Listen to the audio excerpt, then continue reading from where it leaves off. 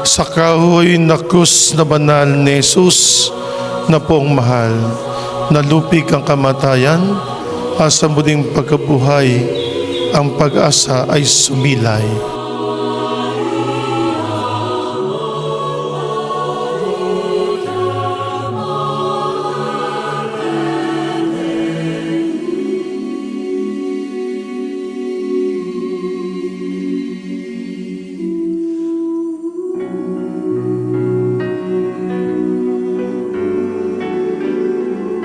Mag-ikatlo ng hapon, naganap ang kamatayan, nawalan na ng hininga at nabuyubay sa krus ang ating Panginoong Hesukristo. Naganap na ang kaligtasan, naganap na ang pagtatagumpay ng ating Panginoong Hesus. Namatay din sa kasalanan ang sanlibutan.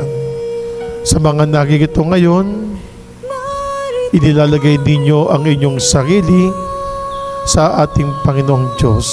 Ang Diyos ay sumasa atin. Ngayon nga pong oras nito, na kung saan nakabayubay ang katawan ng ating Panginoong Kristo sa krus. At makikita po natin, nadarama natin, dangat may taklob, pero kapag walang taklob ang krusipiho, ay kitang-kita natin ang mga sugat, ang mga dugo, ang mga hagupit sa kanyang katawan.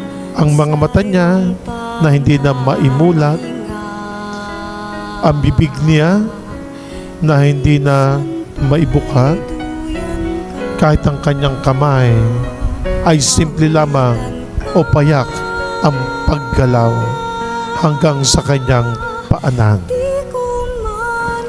At dadarama din po natin ang sakit ng ating Panginoong Hesukristo, na kung saan ang sakit nito ay tayo ang gumawa. Siya ang tumanggap ng lahat ng ating sakit. At siya rin ang nagtagumpay sa mga pagpapakasakit nito, na kung saan kung meron man tayong sakit na nararamdaman, wala sa kalingkingan ang inyong ginawang ito. Ang ating Panginoong Hesukristo, opo, Diyos, subalit siya rin po ay nagpakatao. At sa kanyang pagiging isang tao, inilapat niyang mabuti ang kanyang sarili. Inilublob niya ang kanyang sarili sa mga tao. Mayaman ka man o mahirap, makasalanan ka man o hindi, inilublob, inilagay ng ating Panginoong Hesukristo ang kanyang sarili.